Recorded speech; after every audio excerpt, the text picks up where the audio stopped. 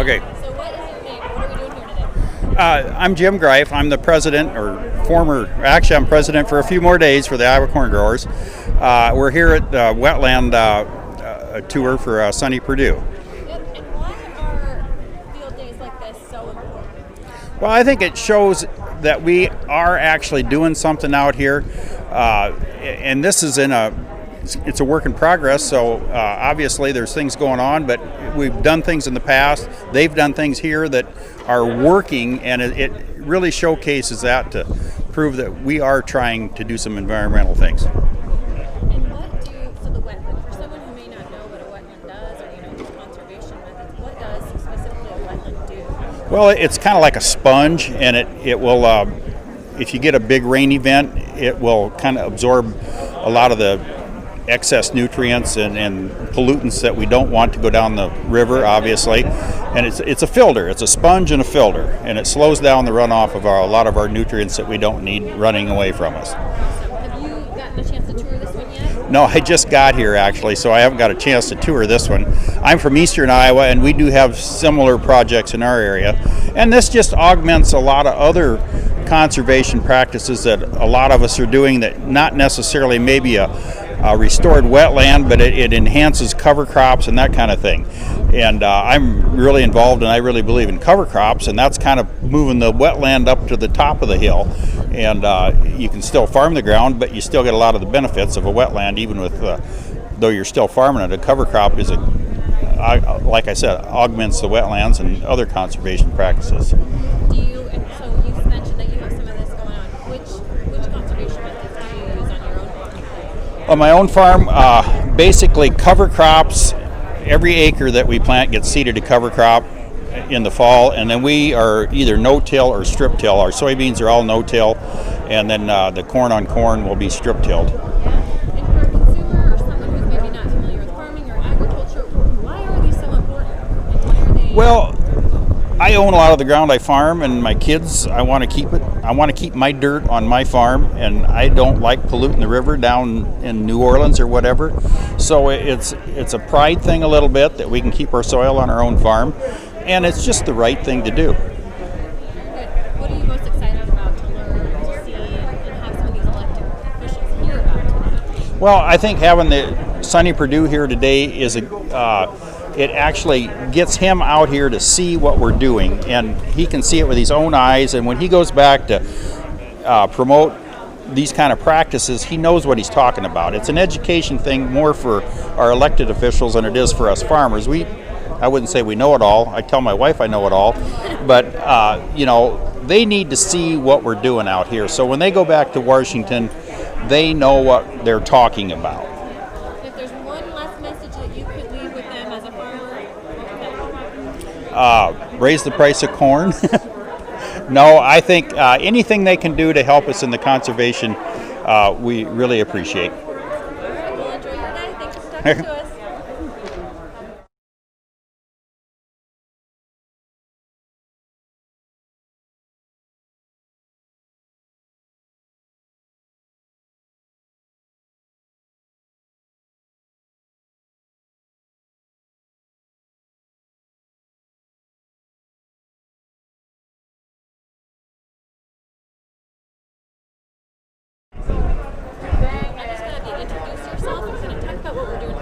Okay, I'm Matt Helmers with Iowa State University Extension and Outreach, and also a director of the Iowa Nutrient Research Center. So it's really a great opportunity to be able to view this nutrient removal wetland, or specifically nitrate removal wetland, kind of right after construction. So this is one of the practices that's so critical for the state of Iowa in meeting some of the goals for nutrient reduction in what's leaving our waters, leaving the state of Iowa, both, and I would say both for local water quality protection as well as regional. And so, not only do these wetlands help us reduce nitrate export downstream, they really provide a lot of other benefits, wildlife, waterfowl, monarch habitat, if we think about the prairie plantings around there, and then just some aesthetic value as well. So I think, for a lot of the people here today, they're going to see the wetland in its right after construction, and so hopefully, in a couple years, can have a field day out here and see what it looks like when the kind of restoration is complete and we get a lot of the native plantings up and growing and see the wetland full of water. Definitely, and I don't think I think probably a lot of people that are here, they understand how agriculture and nature can kind of like coexist, but I don't think the general consumer maybe does. Can you kind of talk about that? Yeah, I think this is an important example of how we can, have vibrant agriculture.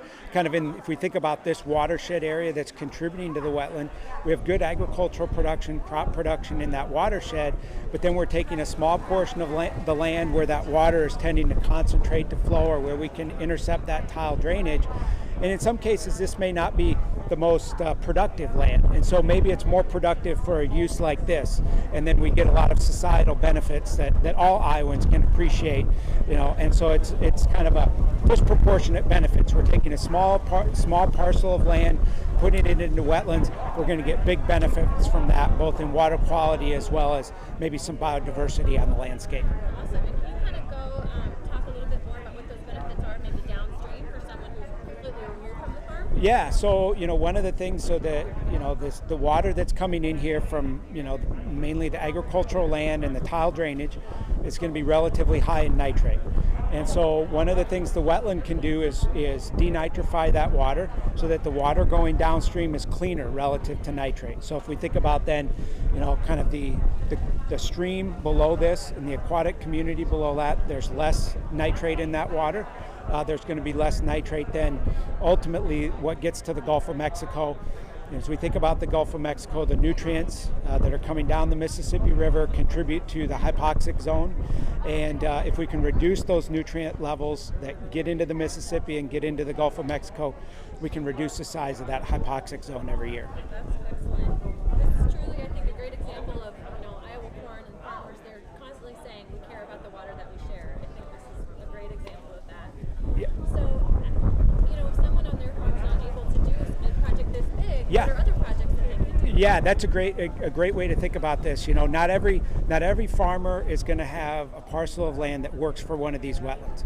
But we really need all farmers to think about what practices would work on their land. And really, in my mind, it starts with thinking about what we're doing for nutrient management in the field, with kind of the rate, timing, source, placement of nitrogen in our field, or phosphorus if we're thinking about phosphorus. So using good 4Rs. Then we can think about, can we use cover crops? Can cover crops work for us? I think this is a year that we really want to think about cover crops. We've had a very dry summer throughout a lot of Iowa. We're probably going to have some higher residual soil nitrate levels in the field. When we ultimately get precipitation, which we'll get precipitation at some point in time, we're going to get precipitation and nitrate that moves through that soil profile.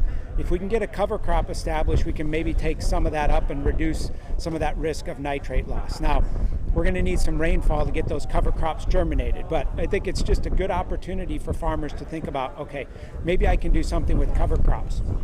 And then there's things that would function similar to a wetland in how they remove nitrate, denitrification, but would work on a smaller scale. So the wood chip bioreactors, saturated buffers would both be instances where we're routing tile drainage through a media in saturated buffer soil, in the bioreactors through the wood chip carbon media, and promoting denitrification and getting that nitrate removal.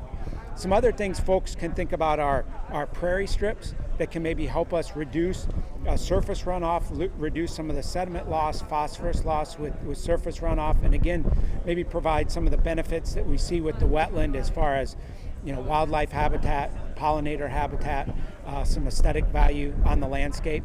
And then I think, in some of our areas, even thinking about, are there opportunities for diverse crop rotations, and or pasture-based systems, thinking about our livestock system in the state of Iowa, are there opportunities for forages and pastures in some of those areas, maybe on land that's not quite as productive from a corn and soybean standpoint?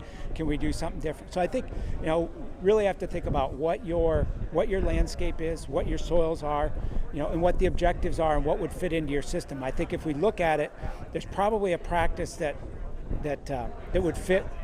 One of those practices, not all of them fit, but one of those practices is going to fit on your farm. Very good. It's great to know that farmers have so many options. Yeah. Yep. Anything else you would like to add? No, I think maybe one of the last things, if you want to find out more information about some of the research that's being done, check into the Iowa Nutrient Research Center. And also, we have a lot of information on the Iowa State University Extension and Outreach and the Iowa Learning Farms, host of resources out there if people want more information. Okay. Yep, thank you. All right. Awesome.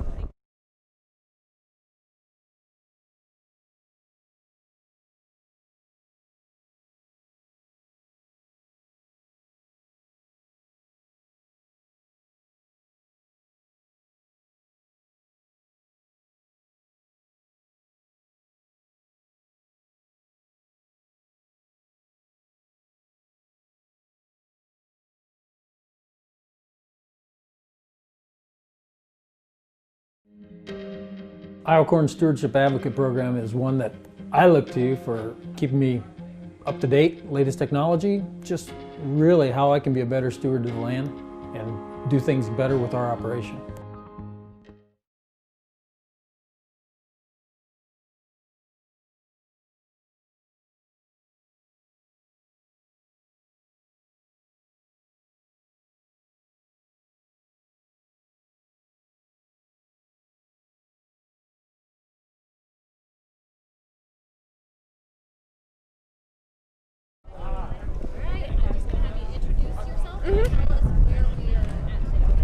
Sure. Okay, my name is Emma Kaler, and we are out here outside of Radcliffe, wetlands conservation operation out here. I'm a student at Ellsworth Community College. This is my second year.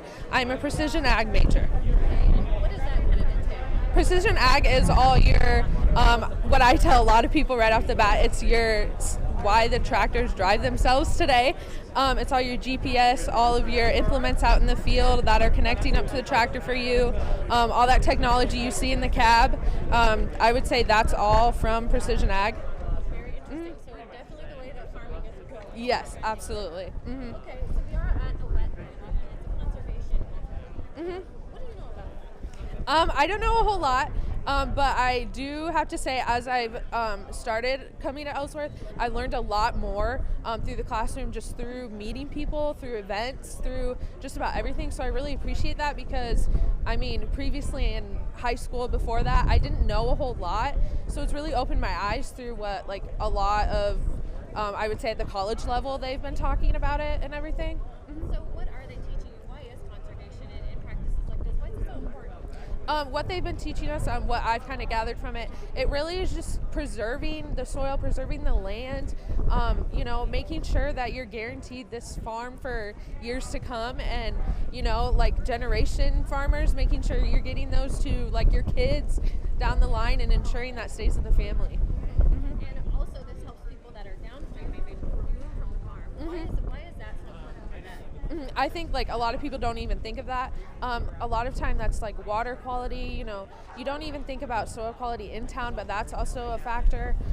So really long term it does affect, people not out on the farm. And why do you think field days like this are so important?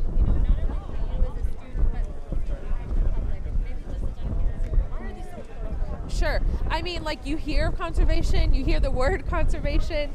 Many people don't even know what that means. For me, I heard about it, but I've never seen an operation like this. This is crazy.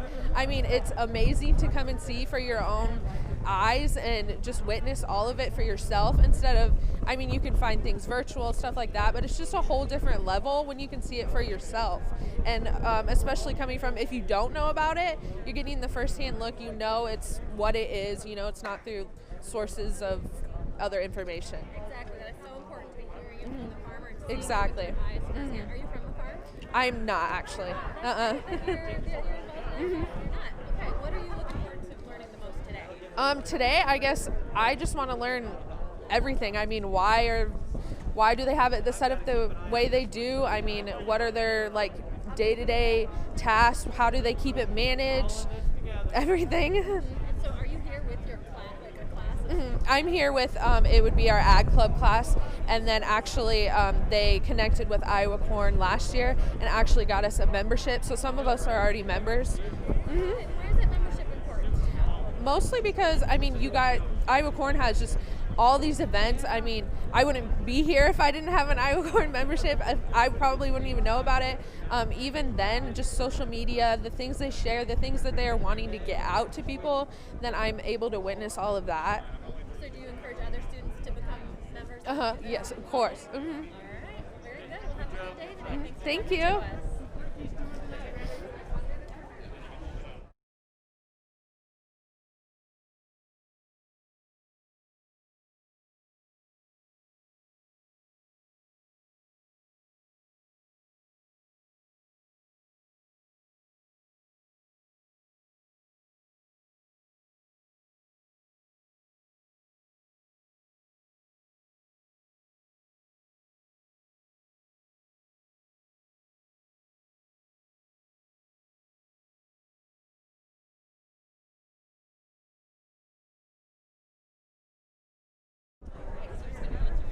Okay. What's your name and what are we doing here today? Yeah, my name's Stu Swanson. I farm in southern Wright County. I'm here today looking at a CREP in Hardin County, looking at conservation practices that might be implemented on our farm someday, or just other ideas of what people can do to help improve the environment. Very good. So this is kind of an impressive wetland structure. Why are wetlands and conservation methods like this so important? Well, definitely we're looking at improving water quality, but here in north central Iowa, excess water is normally an issue. This year it's definitely not, but normally we're trying to figure out how to handle excess water, and taking that tile drainage, it's important to help improve crop productivity and finding a way to filter it before it gets downstream to customers or for recreation purposes or whatever that somebody might use it for. Very good. So I know wetlands are maybe not everyone has the landscape to do like something like you're doing.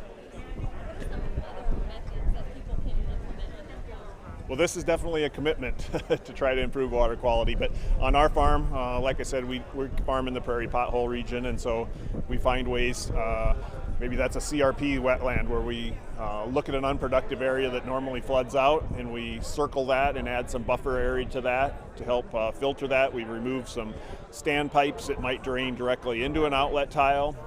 We also look at filter strip buffers along stream beds, creek beds, that kind of thing to help reduce water flow in that direction and slow down soil erosion also. I know that you have some on your own farm.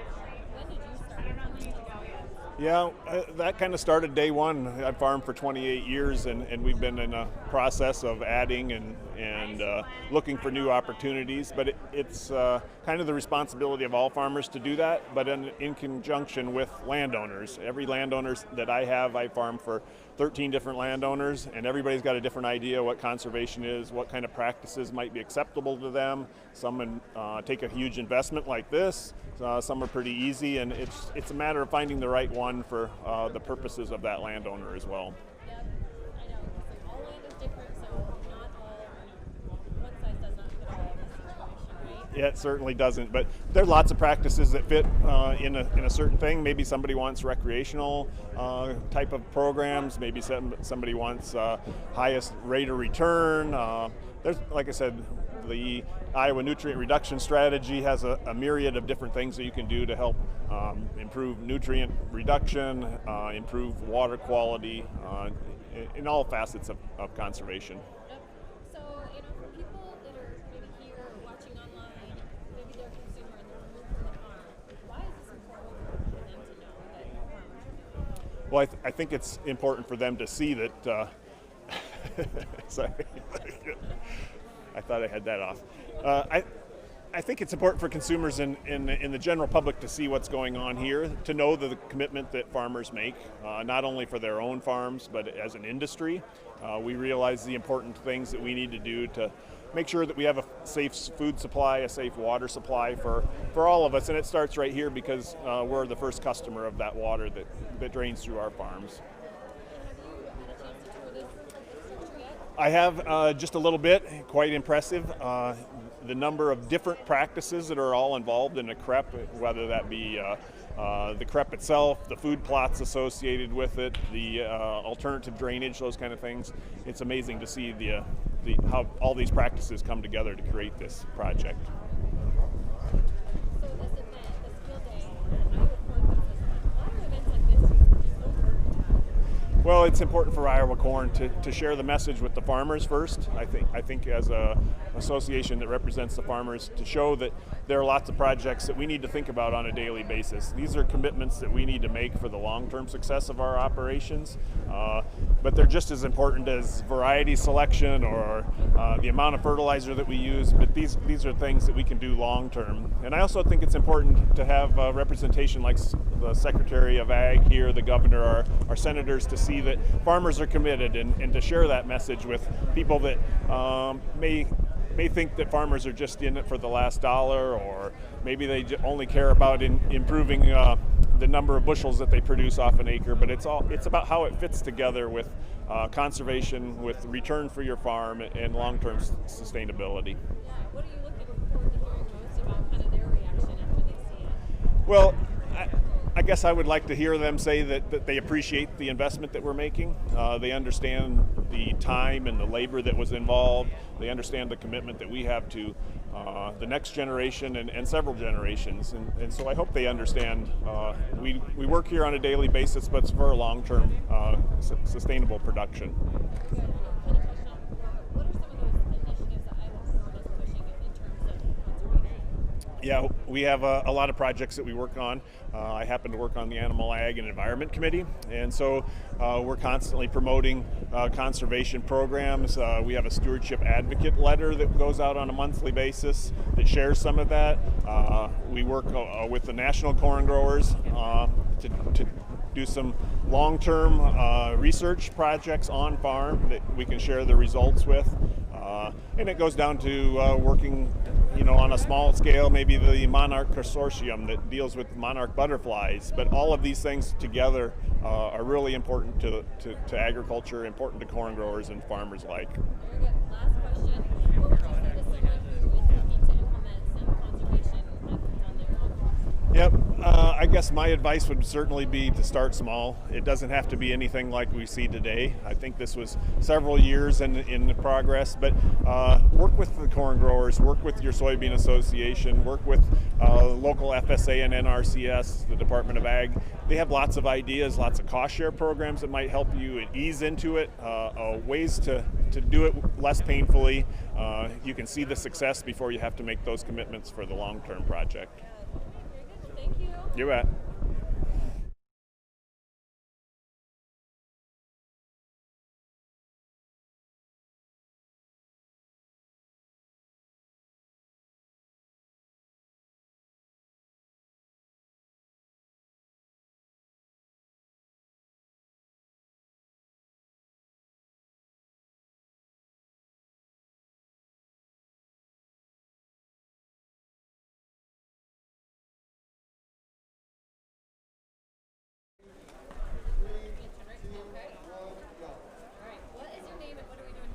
I'm Caleb Waltman, and we are at the program activity that we came to just to learn more about the wetlands and water quality, and it's going to be pretty nice to learn that kind of stuff. I'm in a program right now at school, soils, introduction to soils, so we're kind of introducing that right now in this class, and learn about here than school. It'll be way easier for me. So Hands-on learning, right? yeah, exactly. What school do you attend? Ellsworth Community College. All right. So are you from the farm originally? No, I actually Cherokee is where I'm from. I live in the town, but my family is custom applicators, so they brought me here, and that's my future plans is to go back and run the applicators business. So. Very good. So yeah, this is going to be some good experience. Yep. Why do you think a field day like this, bringing having people from the public, having farmers, and seeing it for yourself, why is it so important? Just for everybody to learn more about how important water quality is, and conservation is a key practice that everyone needs to learn about. So that's what I believe. Yeah. So what have you been learning in a soils program? What kind of Yep. what's that all? Just the every types of soil. So there's, you got 12 main types of soil. We've only introduced the 12 main types, but we're going to be in the field tomorrow. We're going to be looking at some insects and stuff like that. But we're going to end up digging a soil pit, and where you can go soil test the ground also. So. Very good. I don't think a lot of people realize how much agriculture and nature, Right. really kind of tie together. Right. Have you learned a lot about that? Yeah, kind of. We have 2 conservation kids in our class, so we kind of key in on agriculture and conservation, and having those 2 conservation kids in our class really makes more sense about the 2 combining together. So.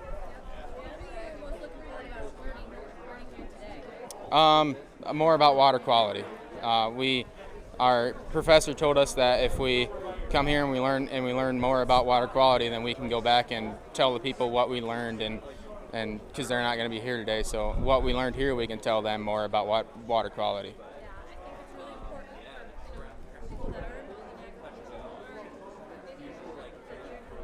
Right. Yep. Exactly. No, it's just a good time to be out here, and thank you guys for having me. Thank you.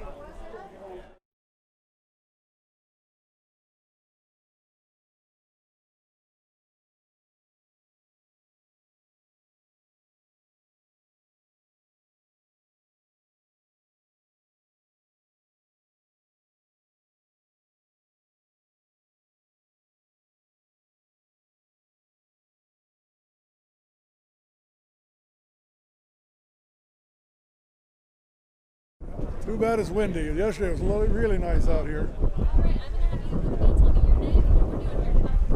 I'm Dennis Frias. I live here in the Radcliffe community, and we're here for a field day promoting this CREP Wetland that's just been built here on the Stolee farm. CREP Wetland is a partnership with the USDA in collecting drainage water from our farms into a pool of water, and how we manage that pool of water helps take out nitrates out of the soil that everybody's concerned about. So it's the number one way as we as farmers have to take nitrates out of the water before they go down to the rivers. All right. Why is that important for the consumer? Maybe someone removed from the farm to know. Well, so the consumer needs to know that we as farmers are doing things to control our nitrates. Nitrates is naturally occurring in the soil. We can manage them by how much nitrogen we put on to raise our crops, by not putting too much on to put on split applications. We have a lot of tools in our toolbox to do that, and this here is the number one way to take out the most amount of nitrates out of the water going down the rivers, because the nitrates tend to be at a higher level, tend to be a pollutant. I've been here, I live right down the road here. I've been out here several times this summer watching how it's being done, and I've been working with the family. So yeah, there's some new innovative things in here with berms for the water to move in. They put regular pollinator CRP land between his Chinese chestnut trees. He's done some very innovative things here. So we're very innovative in some of the things we're doing here for our practices. Very good. We've got Sonny Perdue here today. We've got Naig, we've got Governor Kim Reynolds. Why is it important for them to see things like that? Well, I like to showcase right here in the field what we're doing, but they also we can talk to them and explain the things that are important to us as farmers. But showcasing what we're doing out there on the farms is good, that they get to see hands-on what we're doing. Good. So I think we're about to wrap up. What are you looking forward to the most today? What am I looking forward for? For the program. I think just to hear what they got to say, and I know Sonny Perdue mentioned this at the Commodity Classic 3 years ago, that this farmer was doing some practices out here, and this way he gets to see the farm in person. So I think it's a wonderful thing to have him here. All right, what's your last send-off message? Tell everybody, we as farmers are involved in the environment, and we're working hard to lower our footprint on the damage we're doing to the environment. We're environmentalists. We live in this land, and we want to treat it as well as we can. We're doing all we can. Very good. Thank you so much. Okay.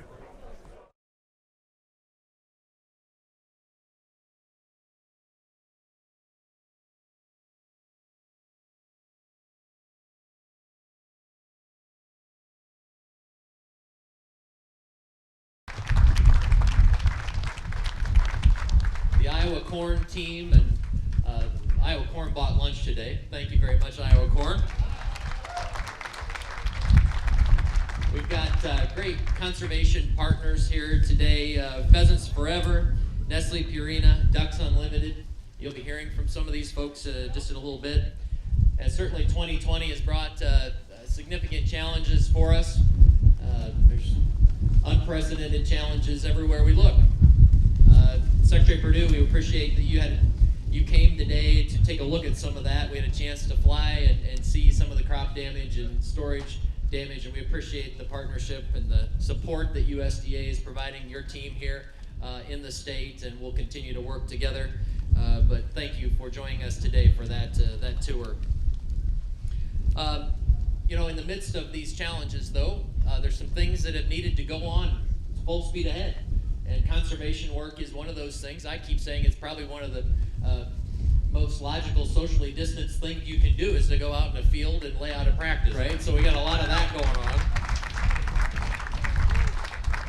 And in the state of Iowa, we'll actually, we're having a great year. We're having a fantastic year from a conservation design and build out standpoint. Adoption is up, and we had a good winter, we had a good spring, and work has continued. You're here today, we're here today to talk about a particular practice, but the conservation work that we're doing obviously is focused on improving our land and water for future generations, and we know that that's something worth fighting for, and we're going to stay full speed ahead.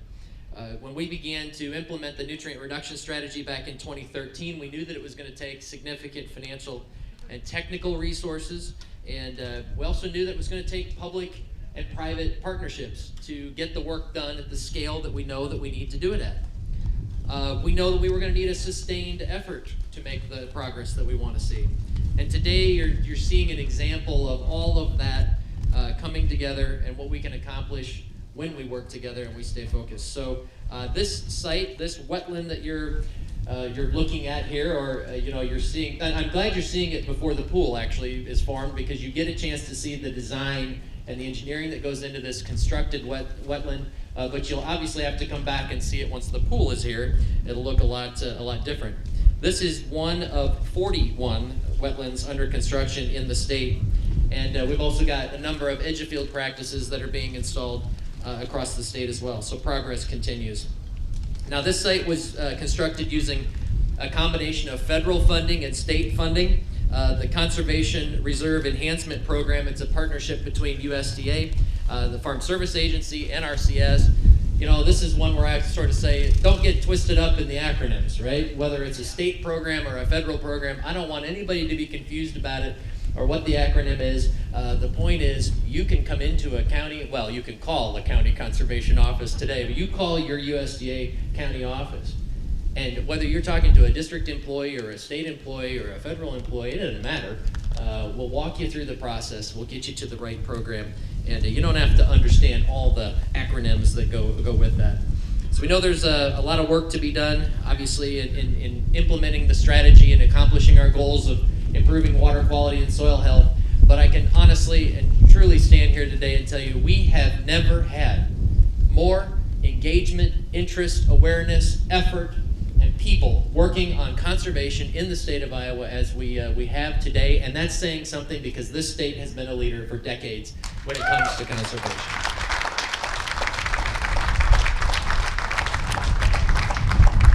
All right, now let's get to the show here.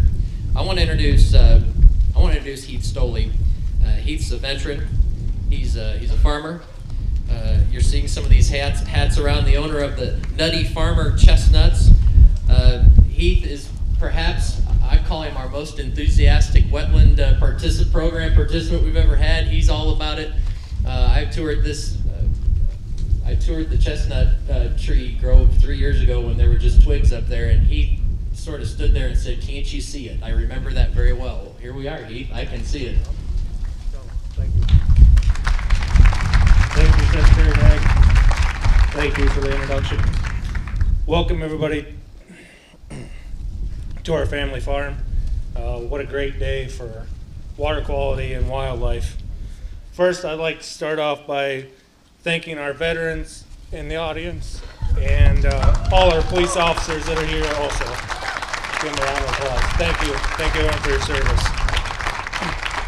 Secretary Perdue, Senator Ernst, Governor Reynolds, Lieutenant Governor Gregg, Secretary Naig, Mr. Vincent, Mr. Putnam, and Ms. Kruger, thank you all for coming. I'd like to thank my wife Tiffany, my brother Lance, my mom and dad, who have been instrumental in this project. Couldn't have done it without them. all their support, all their help, cleaning up for this open house and planting all the trees, and just seeing the vision with me and going all in. So thank you very much.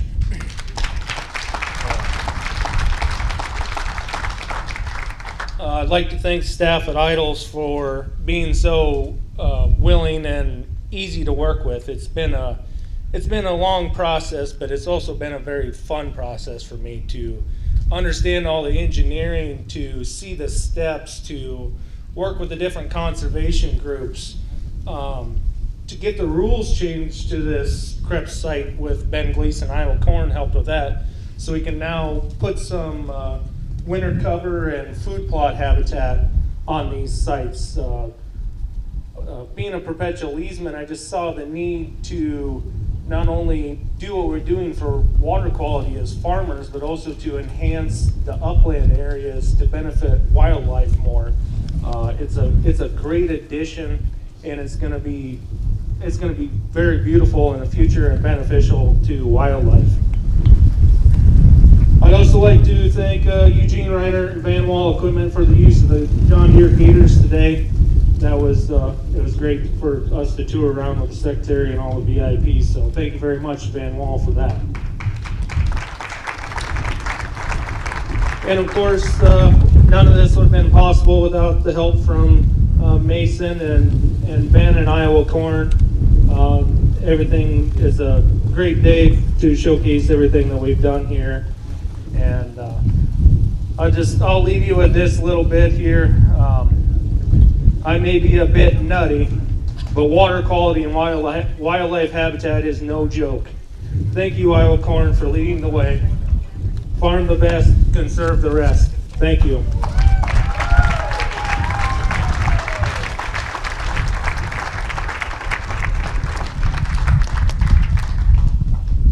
Thank you, Heath. It takes a lot of work, takes a lot of time. 18 months to 24 months, technical work, design, financial resources to build a wetland like this. You got USDA, Iowa Department of Ag, and something that's been great to see is to build out and develop these private sector partnerships. We're contracting for work to be done by the private sector. We know that there's more to be done than what can be done by government, and that's a good thing. We want more private sector engagement. And I want to introduce you to three folks that represent organizations that have done a tremendous amount of work in partnership with us and USDA. Let's first start with Howard Vincent, President and CEO of Pheasants Forever. Come on up.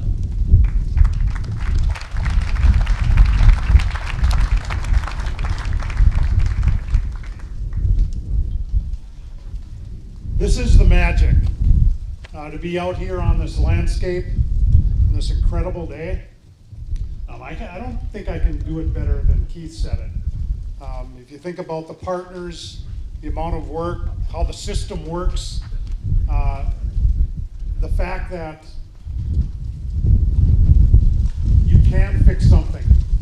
They are listening to the department. Secretary Perdue, his team, to work with working farms, working ranches, to find common sense solutions on their property. This family, and here's the challenge. There's a lot of cameras, a lot of pictures being taken. Everyone needs to tell this story. This is one family story, and there's hundreds and thousands of farm families out there who want to know why this works, why this makes sense. And it does take partners, our friends at Ducks Unlimited, our local volunteers who put time and energy into raising dollars and then putting those dollars in their local community. But it takes our federal partners, an incredible Congress that passes a farm bill, and Senator Ernst to be able to put a bigger, better toolbox to provide resources for working farms, for farmers and ranchers out here on this landscape, to give them the opportunity to do the right thing for their operations, for their family. This is magic. Tell their story. Come back next fall for the governor's hunt. It's going to be right here, Hardin County. We've got we need more resources. We're going to continue to ask for more. We're going to continue to fight for more, whether that's a bigger, better farm bill, more resources for the landscape, but also for I Will, and the governor's been a champion there as well. So we've got a lot of work to do. Tell the Stolee's family story. And I'm going to leave you with this. Mother Stolee, you done good. She deserves a huge round of applause. Thank you so much.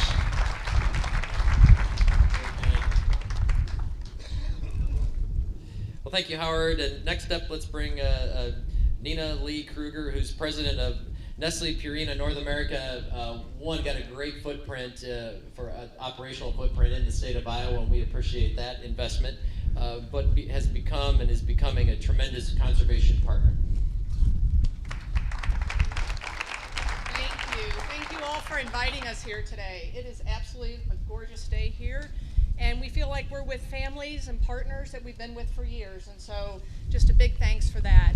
Iowa has a very special place in our hearts. At Purina, we've been making pet food here for over 100 years, and hopefully for the next 100 years we will continue to do that. We operate 3 factories here in Clinton, Davenport, and Fort Dodge. We have over 1,000 employees, so as I once said, it's very near and dear to our heart. I guess I've got to move this closer. Hold on a second. We source a lot of our key pet food ingredients from Iowa, and it's very important that we have sustainable farmlands, water, soil, so we're very happy to be here to partner with you guys today and do that as well. At Purina, we have a passion for pets and the people who love them, and we're proud to partner with organizations like Ducks Unlimited and Pheasants Forever because they have a proven track record in bringing together conservation experts, farmers, government agencies to make sure that all this happens. We're honored to work alongside many elected officials that are here today from Iowa. It's very noisy and windy up here, so thank you all for everything.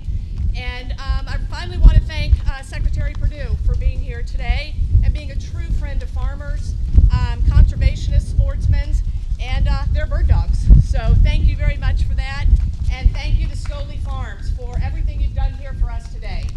And with that, I'll turn it back. Thank you very much.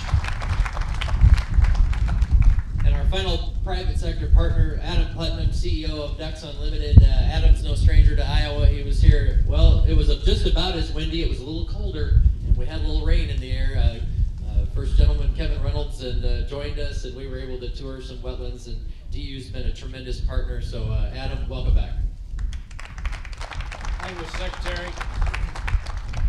I'm a 5th generation Floridian and farmer and rancher from the state of Florida who joined DU 15 months ago. Those of you from a farm family know if you're the youngest of 4, you get kicked out of the nest to go find something off farm to pay the bills. But on behalf of Ducks Unlimited, I just want to thank the team that is assembled here, beginning with you, Mr. Secretary, of all the relationships that Ducks Unlimited has around the country. This collectively is a team of people who understand that the future of feeding the world and the future of conservation are completely in alignment.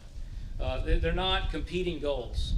If we are going to continue to be the centerpiece for feeding the planet in a post-COVID world where maybe, just maybe, people have a greater appreciation for where their food comes from, there are also opportunities to work with landowners like the Stolees to reduce our nutrients, to continue to provide for wildlife habitat and waterfowl habitat, and the amenities that all of our citizens enjoy.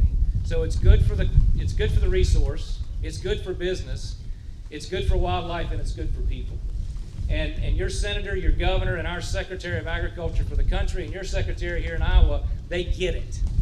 And I wish that every other state had that kind of synergy to put us all moving in the right direction. And Ducks Unlimited recognizes that nutrient reduction and soil health, agriculture and conservation, they go hand in hand. And that's what our volunteers fight for every day. So thank you for the teamwork, Governor, that you've assembled, and Senator and secretary to make it all come together. The fundamental purpose of a farm bill is to make sure that the United States is never dependent on other people for our food. But the conservation components in there make projects like this possible. And our corporate partners like Purina are the investors to leverage those dollars. So that when you buy a raffle ticket at the DU banquet, we match it with Purina, we will be matching it with I Will soon, I know. We match it with Farm Bill dollars, and that dollar becomes $5 that makes great things happen on the landscape that are good for business and good for future generations of Iowans and Americans. Thank you very much.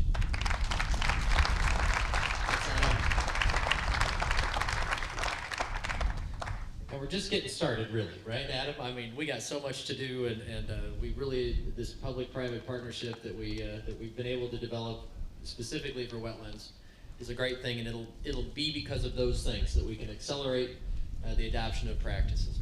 Well, now it's a great privilege to be able to introduce our great governor, who's my goodness, what more can we throw at her? And she continues to handle it with grace, and I am so proud of her and the work that she's doing. And she's a strong advocate for agriculture and a supporter of conservation. And Governor, welcome. Thanks for what you're doing. Thanks, Secretary. I'm going to start by saying thank you to you. Thanks for being such a strong advocate and a strong voice and a partner. And this has been one heck of a year, and you've been out there working day in and day out on behalf of our farmers and producers and conservation efforts. So thank you for leading this state. I appreciate all you do. Secretary Perdue, welcome back again. You have been here a lot, and it was so important that we get you here to kind of see what the derecho actually did to our farmers and our producers. I know you were busy traveling the country, so thank you so much for being here and really for highlighting a bright spot in some really, really tough times that we've been in. Joni, keep fighting a good fight. You got our back out in Washington, D.C. We couldn't ask for a better advocate fighting on our behalf, and I love the partnerships that are in place. I love working with you, and we're going to continue to work hard to make great things happen for this state. So thank you for all your hard work. I truly appreciate it. And the Heath and the Stolee family, oh, for heaven's sakes. First of all, thanks for hosting. And what an amazing example of a diversified operation with sustainability at its heart. And this has been the best day I've had in a long time. So to get out here and see the innovation that's taking place, it does my heart good.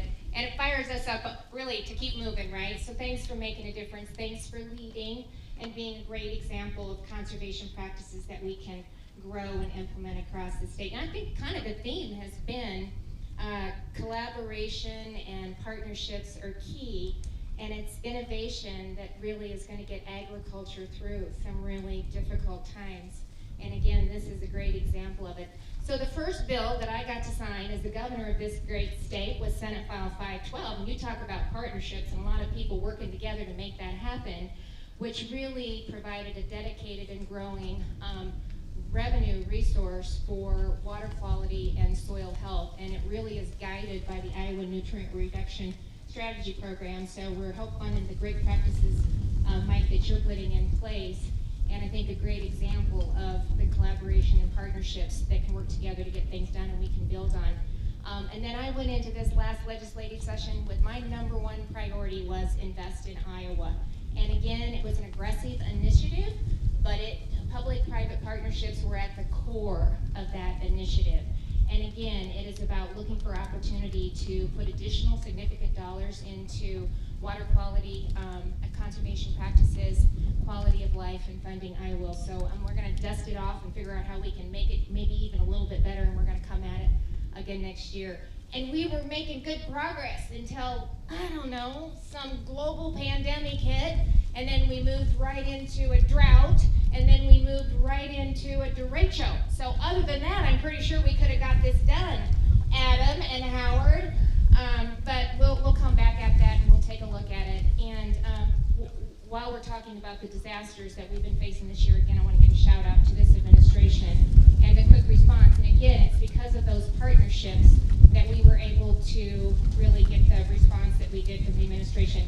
Secretary Perdue called within days of the derecho hitting and said, I'll be on the ground, let us know what we can do, work with my team, and we'll be there for Iowans. So anyway, I just want to thank everybody for being here. Keep doing what you're doing. We're going to keep making a difference. It's such an honor to represent you as the governor of the state.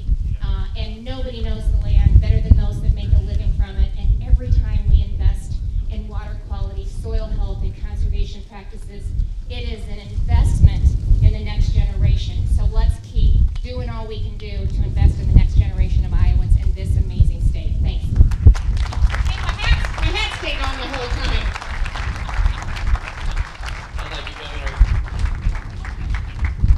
And now, well, let's bring up somebody who's just an incredible advocate for Iowa, for agriculture, for biofuels. She's working hard and getting all over the state. What, today, finished the 99 county, the full Grassley is on? That's because she believes in getting across the state and connecting with Iowans. So Joni, come on up here, our senator, our junior senator, Joni Ernst. Thank you, everyone. Thank you, Secretary Naig. Mike, thank you so much for being our wonderful Secretary of Agriculture. And Secretary Perdue, God bless you. Thank you so much for taking the time to come out and spend a beautiful windy day in our great Hawkeye state. So thanks for coming to Iowa. For the Stolee family, thank you. Heath, Tiffany, your entire family, thank you for taking the time and the risk to invest in a project like this. So I want to thank you, all of the partners that you have developed through the course of this project, and the fact that, as the governor had said, giving back to future generations. So not only are you creating a sustainable project structure that is going to pull nitrates out of our water, make our water cleaner, but we're also creating a beautiful landscape that could be recreational as well, providing for wildlife and other wildlife opportunities. And I met some of the out-of-state visitors that are here and said they come and they enjoy being on this family farm, and they've done so for so many years during the hunting seasons. So again, just a tremendous project, and I'm very proud to have supported the USDA's conservation programs through the years, and I have seen some truly magnificent wetlands projects, but I have to say to our Stolee family that this one truly is the icing on the cake. It really is a beautiful project, and I think all of us would agree that we can't wait to see it completed, and we want to see water flowing downstream here, and not only, again, improving the quality of the water, but being good neighbors and conservationists to everyone around us. So we have had a number of events over the course of the past several months, and I won't go through them again, Governor, but God bless you for exhibiting tremendous leadership during a very difficult time. And as one of my staff members says, you know, I think we're just gonna go put up the Christmas tree and call it a year, because I think we're all ready to get through the year. So we started the day by touring some of the derecho damage with Secretary Perdue, and just seeing the corn laying flat is very heartbreaking to see the elevators across the great state that have been damaged and destroyed. It is heartbreaking. All the family farmsteads that are, you know, minus their roofs and their machine sheds, it is heartbreaking. But to end the day and the tour, Mr. Secretary, with a project like that, it just renews what we've always known, that Iowans are strong, Iowans will get through this, and we look towards a better future. So thanks so much, everybody, for coming out today and celebrating this USDA project, this wetlands project. Thanks so much to the Stolee family for all that they're contributing to the 1,900-acre drainage area, and for, again, a better future. So thanks so much, everybody. God bless y'all.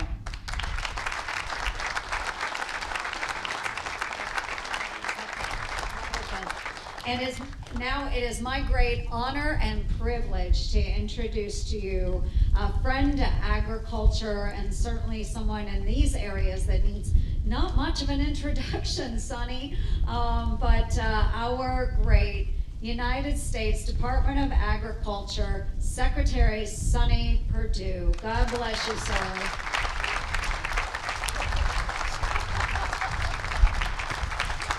Thank you. Thank all of you, and I just want to tell you, Iowa's produced some good leaders. You know a couple that this administration borrowed from you earlier. We've got Governor Reynolds' predecessor, Ambassador Branstad, that served Iowa, serving our government now very well in China with the ambassador there, and Secretary Naig's predecessor as well in that regard. You know what he's doing, don't you? I kind of stole him to go to Farm Pack, FPAC, and Farm Service Agency here because I figured we needed an Iowa boy that really knew the land. And Bill Northey's doing a great job, and sends his regards as well. Joni, Senator Ernst, I'm so happy to be with you. Thank you for inviting me out here. We were on the phone shortly after this horrible windstorm, and she has kept me posted about the needs there, and I'm delighted. Actually, we began the day, thanks to the governor and your National Guard here, with a great tour, aerial tour of Iowa and the damage. And frankly, Governor, it was a little somber, a little sobering there. As a farm boy myself, I remember coming to Iowa and seeing those flowing cornfields standing so tall and proud, getting ready to be harvested, and frankly flying over that and seeing the flattened corn, I was honestly kind of sad. But we're ending on a great note here, as Mike has said, and I want to thank Heath and the Stolee family for allowing us to come here. Thank all of you for coming out, because this is a great opportunity to see the innovation of American agriculture through technological advances of really not only, Adam, as you said, feeding the world, feeding our country, feeding the world, but doing it in the right way. And I got a sense of Heath's passion as we rode around, and just me and him riding in that John Deere ATV there, that his heart is here. And what he, with the partnership that's been created through the Iowa Department of Agriculture, through the governor's office, through our local partners, Amanda and Grant are here, through the federal partners of USDA, and certainly through the appropriation and the things that Senator Ernst and Senator Grassley made sure were in the Farm Bill from a conservation perspective. This is really on the ground.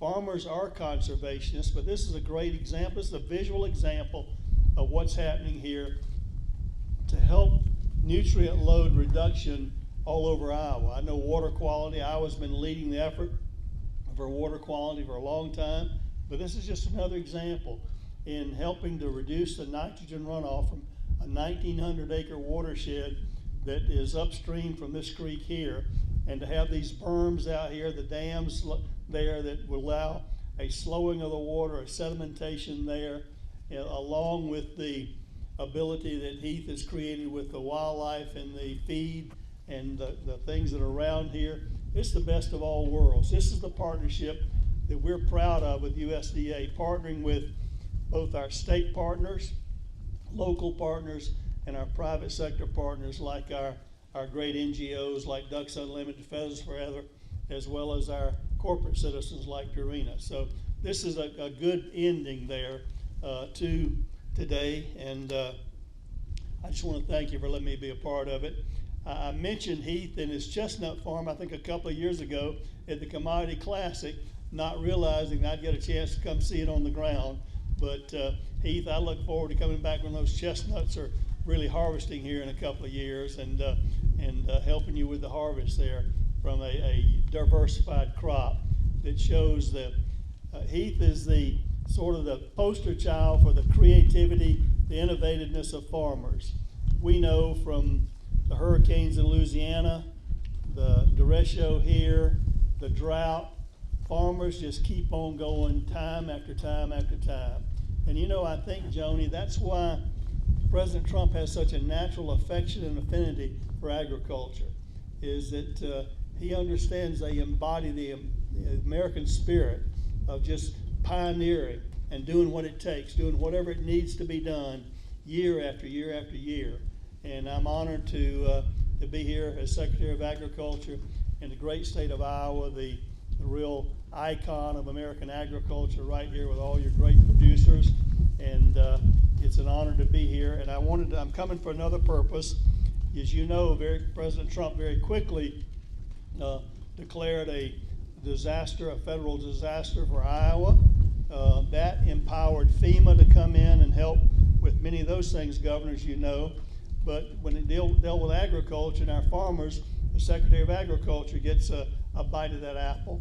And so today, based on your application, I want to invite you and Senator Ernst up and Secretary Naig to come up, because I'm here to announce that Iowa is qualified for a secretarial disaster, which will unlock the USDA programs for Iowa farmers. So I'm going to sign that right here now.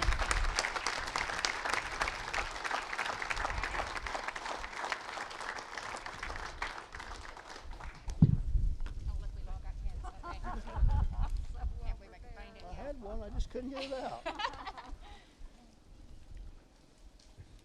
This is a letter to Governor Reynolds that indicates that the counties that are being designated that, the contiguous counties, and there's some that are in deferral. We're still finishing up our analysis of that, so there may be more, and we'll look forward to the documentation there that we need to do that. But I'm happy to sign this today. There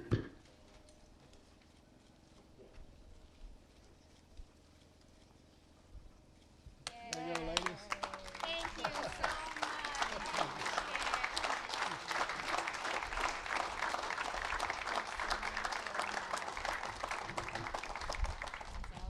Thank you all. Thank you both for your leadership, and Mike and others for coming out today. Heath and your family, thank you for hosting us and demonstrating the passion for doing what our USDA motto says: do right, you've done right, and we're going to feed everyone. Thank you. God bless you.